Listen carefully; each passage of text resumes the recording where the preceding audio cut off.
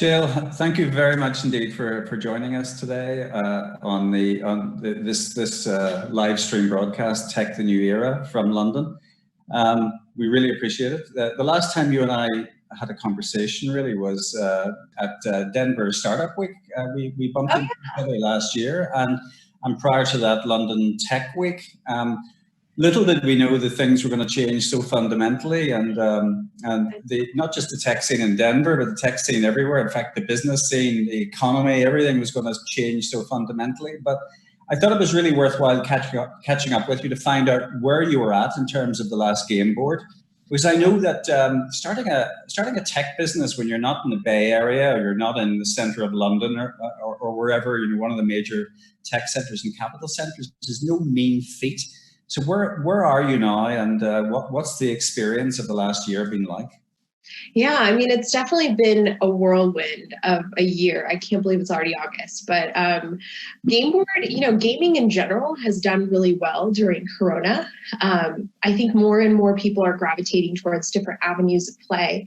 And we've seen such a massive resurgence in tabletop games, video games, just people finding ways to connect together. So game board actually has done really well during this time. I think it's one of the very few industries, gaming, that is doing well because it does a fundamental thing we're all looking to do, right? Like connect and be a part of something and feel that you have some sort of community and you still have friends and you're still involved in things that are not so dire and world ending, right? So gaming truly at its core brings people together, and game board is definitely a part of that. So I wish game board was already out in the market. We're still about 8 months out from our first production run, but we are closing our seed round actually this week, which is really exciting. And we are going to be we already started doing a beta production run of game boards, and what we're fundamentally doing is giving people a way to connect over tabletop games in a digital experience. So it's, if you were to imagine like a Peloton meets Kindle for tabletop gaming, that's what Game Board One does. And it gives people the ability to play together no matter where you are, no matter what part of the world you are on, with giving you real tactile pieces. So you can use cards, dice, any game piece that you want on any digital game. So that's fundamentally what Game Board does. And it's cool to see such a huge resurgence in tabletop games, but also I'm glad that people are kind of experiencing the essential things of why gaming is important again. It's different. There's a number of things though that you gave yourself significant challenges with. One is the fact that you're where you're located. Two, the fact that it's a hardware-based product and a platform product, and those are notoriously difficult products to get to market and get landed, and also to get funded. What's the experience been like of getting funded? And you're a female entrepreneur as well. We hear all these things about women entrepreneurs having so much difficulty getting the attention of venture capitalists and having to really battle to get heard and to get funded. What's that experience been like? Really hard. It's really hard. It's really difficult. I mean, I check every box for difficult to fund, right? Hardware check, gaming check, especially in Colorado, right? Because people are just so used to B2B SaaS, or they're used to medical devices and very few consumer products, but some consumer products do well, not ones that have a hardware component. I'm a female, I'm a minority, and I live in Colorado and I'm not in the Bay Area. So it's automatically like this, completely different type of person to fund. And I will say that all the investors that are contributing to our seed round, they're not from Colorado. So they are based out of the Bay Area, they're based out of California, and then have a family office in New York. So they aren't, unfortunately, based out of Colorado. And I think maybe Colorado tends to be a little safer when it comes to doing investments in Series A and beyond. I had a lot of luck with angels here, like individual investors here in Colorado. So for a pre-seed round, I have a ton of angel investors that have invested in Game Board, but when it comes to institutional funding, I have found success outside of Colorado.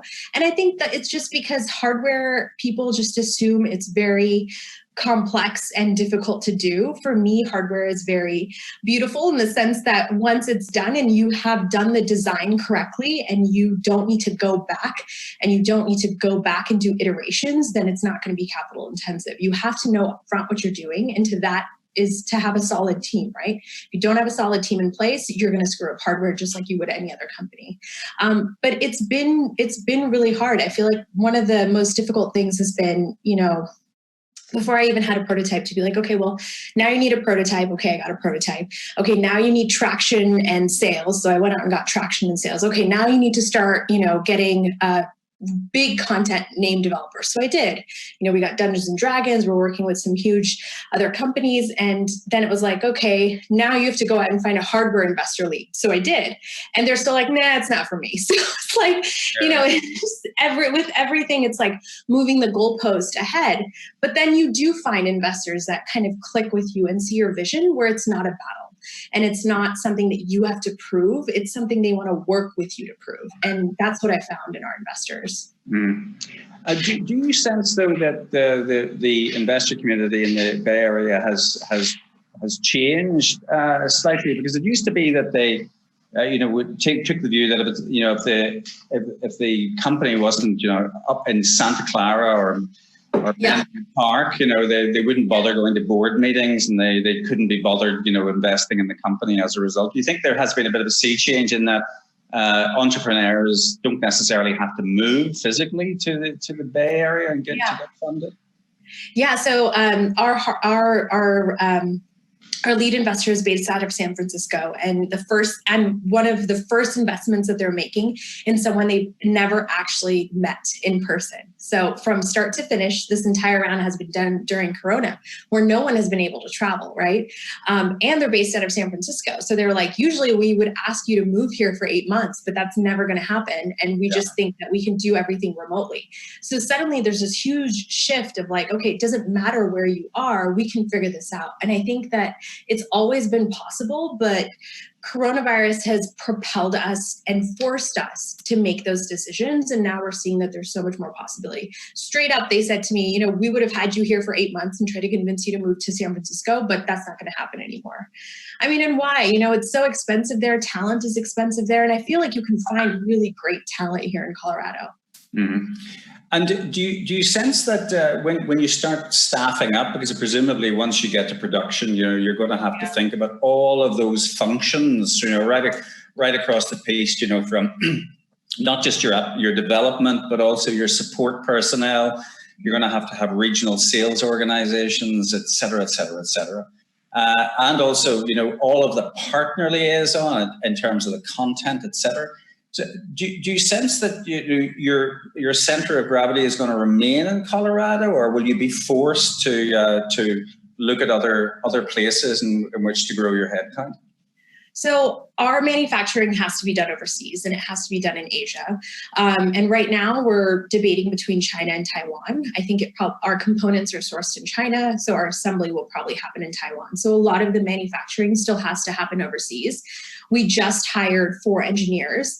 One is based out of Idaho. One is in Pennsylvania. One is in Massachusetts. I have no plans to bring anyone to Colorado because we can do everything remotely for now. Mm-hmm. I would like to remain here. I think that it's crucial. I mean, I'm happy here. I love the environment here, and so a lot of our team is here as well. But our biz dev person is in Massachusetts. We can make it work and then have retreats where people come here together. I think for us, it's important to get the right team. I don't care where you're located, as long as you're flexible, willing to work on the same time zones that the rest of the team is working on. When we can travel, to be able to meet together on a consistent basis, that's important. But for us, the name of the game, because we're a startup, is where can I get the best talent, no matter where they're located? That's going to be vital to our team.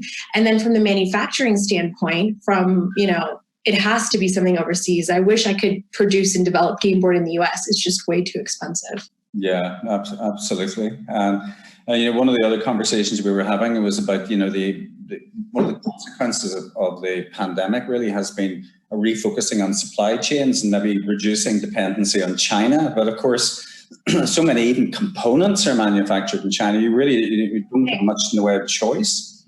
Yeah, components are made in China, right? And that's from decades, like of just having that infrastructure, having even the fundamental like minerals and mining facilities that are done there for like silicone, like things are done in China. And I think it's going to take a long time for people to de-risk their investment and look in other countries. I think that is happening. That is a trend that is currently occurring in manufacturing, but you can still get components in China. You can have it assembled in Mexico. You can have it assembled in Taiwan, and then you could ship it to the US or ship it from there to any distribution center across the world, right? I think supply chain and logistics are extremely delicate, but I think that they try to mitigate and diversify their risk as much as possible. So because electronics are such a vital part of our like economy and our ecosystem, you have to be cognizant, you have to be flexible, especially when it comes to securing your supply chain. So even if something is a little bit more expensive, if you have peace of mind, I think it's more important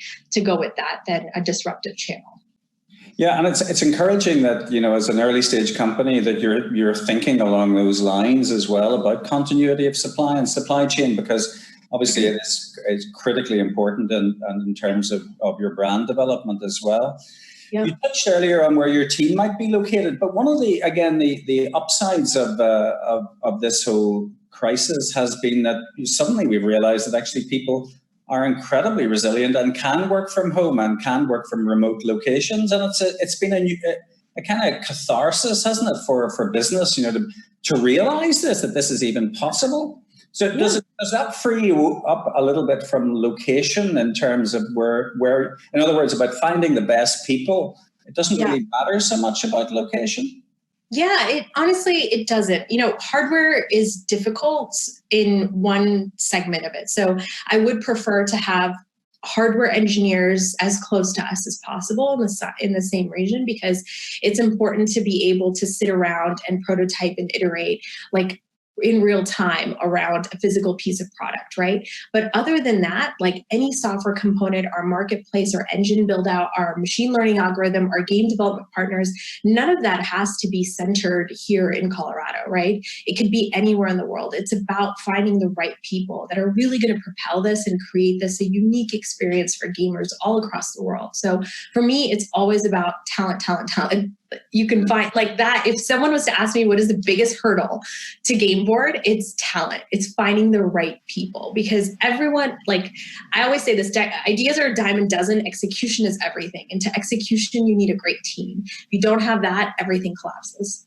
Yeah, absolutely. And I think that, again, it's a wonderful strategy.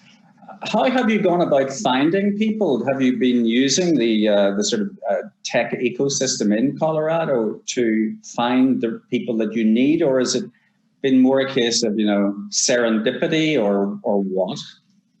So it's kind of a mixture of all of that. So, you know, some is referrals, some is people that are like, so we have a software, we just hired a head of software too. And he has a really good network here in Colorado and around actually the States, because he's worked in robotics and manufacturing before. So he's able to pull in talent.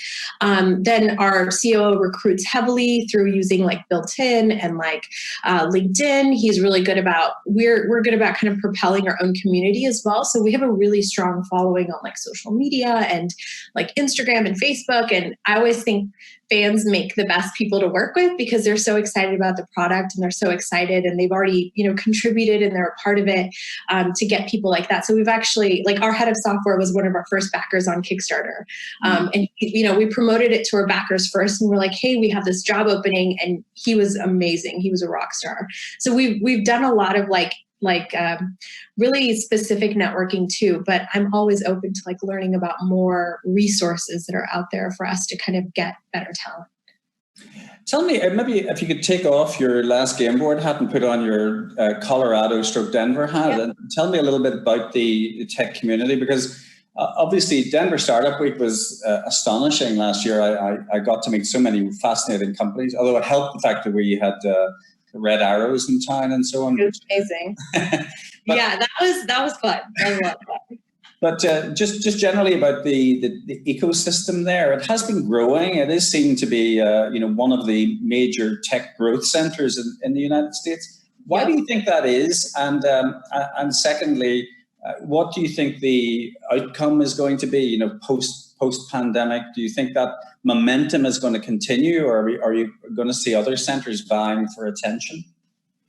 You know, the one thing I will say that's really different here is founders are advocates for each other. I mean, I've spent a ton of time in San Francisco and in New York, and not that they aren't advocates, but there's such a competitive nature to everyone that you are, and because talent is like, it's difficult to find and venture is not difficult to find, you're automatically competing for who's going to get the best person on your team and how you're going to propel. Here, I feel in Colorado, founders are advocates for each other first. Like when coronavirus hit, from every Slack channel to text messages from founders, like just reaching out to each other, being like, how are you? How can I help? Is there something I can do for you? We fostered such a great camaraderie and a friendship within startup founders here that we can rely on each other. We can trust each other for sound advice. And I think that's really difficult to have that trust, to be like, hey, I'm talking to this venture fund. Tell me the truth about what you think of them. And they will give you the truth about what you think of them, like without holding anything back. And I think that fosters such a strong connection. So as startups evolve, as they grow from like seed to series A to B, and you're kind of using your continued networks to expand and include more mentorship and guidance for other individuals, it's vital. Everyone here is open to taking introductions, open to meeting people, open to helping, and like just opening your network up to people. And it gives this idea, and I credit Techstars for this. I wasn't a part of Techstars, but it's like this give first mentality of don't look at what people can do for you, look at what you can do for people, and everything else will come, right? So just try to help out if someone really needs help in a genuine manner. And if you can't, guide them to someone who can. And Colorado has really embraced that. And I think that's why we're always going to be a leader. And that's why we're emerging so strongly in tech, is because of that ideology and that fundamental nature of who we are as founders to want to help each other. Yeah, it's fundamentally about reciprocity, isn't it? You know, if you scratch my back, I'll scratch yours, and you know, that's the way business often turns. That's the way business develops. We met in London. Have you plans still to internationalize quickly, assuming that you get funding to be able to do it? Yeah, you know, the cool thing about Gameboard is we have tons of game developers that are based all over the world. In Europe, I was hoping to go to Essensspiel in Germany this October, but that's not going to happen. But next year, hopefully we can go.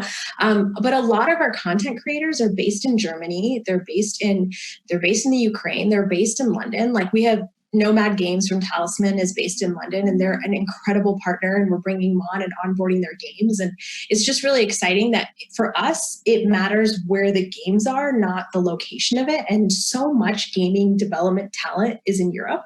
So I'm excited to continue fostering that relationship. And especially once you find like a good anchor company, or you find like a good anchor partner, they kind of introduce you to the ecosystem that's around them too. And so that's what a lot of these companies have done for us. They're like, oh yeah, I want to bring my game, but I know so-and-so down the street and he has this game. I can have him port his games on Gameboard too. So it's like this great collaborative like ecosystem of game developers, but a lot of them tend to be in Europe. So I think after the US, like Europe is our next focus in our market. Okay, it's great to hear. Just finally, you know, I'm sure there's a lot of people hopefully watching this who would want and aspire to become an entrepreneur, not necessarily in hardware, but certainly in tech. What piece of advice would you give to any other young people, and particularly young women out there who are planning to do this? Would you do it if you do it again, if you had to do it over again? And what piece of advice would you give them? 100%. I would do it 50 times over. And I have, you know, I think that I get told you have to develop a thick skin, right? You're going to get told no all the time. I've gotten told no 100 times, but then there'll be that one time that someone says yes, and you have to take that yes to your next 100 no's, and then that one yes. And every step is just propelling further and further along. You are your biggest advocate. You are the person that knows your business well, and take everything with, you know, a grain of salt. Every criticism, embrace it and understand how you can better it and better yourself, your narrative, whatever that is.